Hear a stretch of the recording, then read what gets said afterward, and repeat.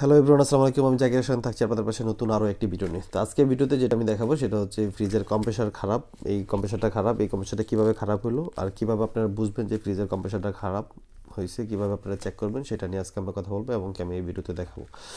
আমার ভিডিওগুলো যদি আপনাদের ভালো লাগে থাকে অবশ্যই আমার চ্যানেলটি সাবস্ক্রাইব করবেন, লাইক দিবেন এবং কমেন্টের মধ্যে আপনাদের মূল্যবান মতামত আমাকে জানাবেন। আর আপনাদের একটি লাইক, একটি কমেন্ট, একটি শেয়ার আমাকে নতুন ভিডিও করতে এবং উৎসাহ অনুপ্রেরণা যোগায়। আর আমার এই ভিডিওগুলো থেকে যদি ফ্রিজের কম্প্রেসার সম্বন্ধে জানতে বুঝতে শিখতে চান অবশ্যই আমার ভিডিওটি শেষ পর্যন্ত দেখবেন আর এই ইজি রিপেয়ার সমাধানগুলো আপনারা পেয়ে যাবেন।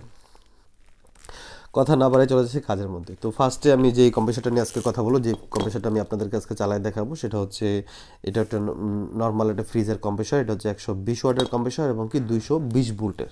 220 ভোল্ট তো নর্মালি 220 আমাদের ঘরে বাসা বাড়িতে লাইট ফ্যান এসি ফ্রিজ যা ইচ্ছা চলে না কেন, নর্মালি যে কারেন্ট থাকে বাসা বাড়িতে এগুলো 220 ভোল্টে থাকে। তো এটাও সেম 220 ভোল্টের কম্প্রেসারই। আর ওয়াট হচ্ছে 120 ওয়াট। তো 120 ওয়াট হচ্ছে এটা নর্মাল অথবা মিডিয়াম টাইপের যে ফ্রিজগুলো থাকে, মিডিয়ামের থেকে একটু বড়ো সাইজের যে ফ্রিজগুলো থাকে ওই ফ্রিজগুলোর মধ্যে নর্মালি এই ধরনের কম্প্রেসারগুলো ব্যবহার করা হয়। তো এটা একটা নন ফোস্ট ফ্রিজের কম্প্রেসার। তো নন ফোস্ট কম্প্রেসারের মধ্যে বেশি ডিফারেন্স না, একটু নন ফোস্ট ফ্রিজের মধ্যে নর্মালি একটু ছোট কম্প্রেসার থাকে আর ফোস্ট ফ্রিজের মধ্যে হয়তো একটু বড় কম্প্রেসার থাকে অতটুকুই। তো একটু 10-15 ওয়াট ডিফারেন্স নর্মালি থাকে। তো এগুলো খুব বেশি একটা বড় ডিফারেন্স না। তারপরে যেটা আমরা বলবো যে এই কম্প্রেসারটা যে খারাপ হয়েছে সেটা কীভাবে খারাপ হয়েছে এবং কি কেন খারাপ, আমরা কীভাবে শিওর হয়েছি যে কম্প্রেসারটা খারাপ এবং কি কম্প্রেসারটা কী খারাপ হয়েছে। তো নর্মালি এই কম্প্রেসারটা যখন চালু দিই কম্প্রেসারটা রিলে ওভার দিয়ে চালু দিলে এটা চালুই হয় না। রিলে ওভার দিয়ে চালু দিলে এটা ধৈর্য রাখে, চুপ করে পড়ে থাকে, কোনো কিছু চালুই হয় না, কিছুই হয় না।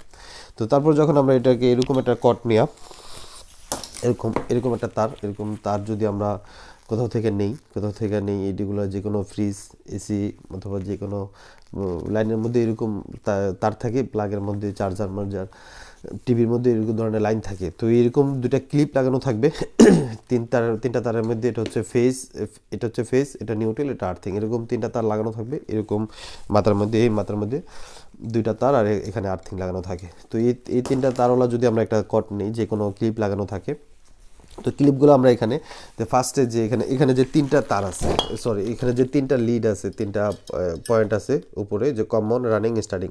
তো উপরে যেটা থাকবে, সবচেয়ে উপরে যেটা থাকবে সেটা হচ্ছে কমন। তো কমনের মধ্যে আমি ফেসটা লাগাই দিব। জাস্ট এইগুলোর মধ্যে যে পিনগুলোর মধ্যে যে ছোটো ছোটো ফুটা আছে, ফুটার মধ্যে এগুলো লাগাবো। তো আমি আমার যে ফেসটা আমি ফেসটা আমি উপরে যে লাগাই নিলাম। তো উপরে লাগানোর পরে হাতের ডাইন সাইডে আমি রানিংটা লাগাবো। রানিং হচ্ছে নিউট্রালটা, হাতের ডাইন সাইডে তিনটা পিনের মধ্যে উপরে একটা, তারপর হাতের ডাইন সাইডে হচ্ছে রানিংটা আমি লাগাবো। অলরেডি লাগাই ফেলছি। তো রানিংটা লাগানোর পরে তারপরে বাকি থাকলো স্টার্টিং। তো স্টার্টিংটা আমি লাগাবো না, স্টার্টিং এরকম ডাইরেক্ট চালাইতে গেলে স্টার্টিং লাগানোর তো কোনো তার থাকে না। স্টার্টিংকে আমি এরকম শর্ট করে দেবো, রানিং আর স্টার্টিং একসাথে এরকম শর্ট করে সাইডে দেবো, তখন আমার কম্প্রেসার চালু হয়ে যাবে। চালু হওয়ার পরে আমরা বুঝতে পারবো যে আসলে কম্প্রেসারটা কী সমস্যা। তো যখন চালু হবে তখন আমরা বুঝতে পারবো। নর্মালি যে কোনো কম্প্রেসার চালু হওয়ার আগে কোনোভাবে বোঝার উপায় নেই যে আসলে কম্প্রেসার চলে কি চলে না। লাইন দেওয়ার পরে আমরা বুঝতে পারবো। অনেক সময় লাইন করে ধরে রাখে কম্প্রেসার চলে না, চালু হয় না, তখন রিল ওভারলোড খারাপ হলে এই ধরনের সেম সমস্যা হতে পারে। বেশিরভাগই রিলে ওভারলোড খারাপ হলে এই ধরনের সমস্যা হয় যে কম্প্রেসার চালু হয় না, ধরে না। আর কম্প্রেসার চালু হওয়ার পরও যেটা কম্প্রেসার প্রেশার ওঠে না, পাম্পিং আসে না, গ্যাস সার্কুলেশন হয় না, কম্প্রেসার চলে কিন্তু ঠান্ডা হয় না ফ্রিজের মধ্যে। তো তখন আমরা চালু হওয়ার পরে যেটা খারাপ সেটা নিয়ে আজকে আমার এই ভিডিওটা। তো এই ফ্রিজটা যখন আমরা অন করব এখন, তো আমরা এখন চালু দিচ্ছি। হ্যাঁ, আমার কম্প্রেসার অলরেডি চালু হয়ে গেছে।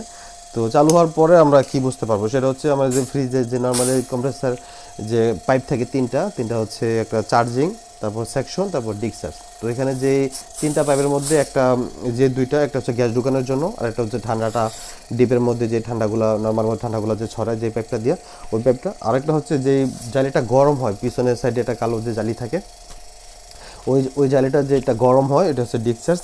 ওই জালিটা অনেক সময় পিছনে থাকে, অনেক সময় ফ্রিজের ডাইনে বায়ে বডির মধ্যে ভিতরে দেওয়া থাকে। তো এই যে ডিসচার্জ যে পাইপটা, মানে ওই ডিসচার্জ পাইপটাতে প্রেশার আসবে। একটা ফ্রিজের মধ্যে নর্মালি প্রেশার থাকে 250 থেকে 300 প্রেসার ওঠার সম্ভব একটা ফ্রিজের কম্প্রেসারের মধ্যে। এই ফ্রিজটা হাতে আমি চাপ দিয়ে প্রেসার রাখার মতো কোনো ক্যাপাসিটি আমার থাকবে না। কিন্তু এই ফ্রিজটা এরকম না, এই ফ্রিজটা আমি হাতে চাপ দিয়ে একটা প্রেসার রাখতে পারি এবং কি হাতে চাপ দিলে ফ্রিজের কম্প্রেসার বন্ধ হয়ে যায় এবং কি দেখতে পাচ্ছেন আপনারা এটাও একদম ধোয়া ধোয়া বের হয়ে যাচ্ছে। তো একটা ফ্রিজ যদি এরকম হয়ে যায়, তখন আপনার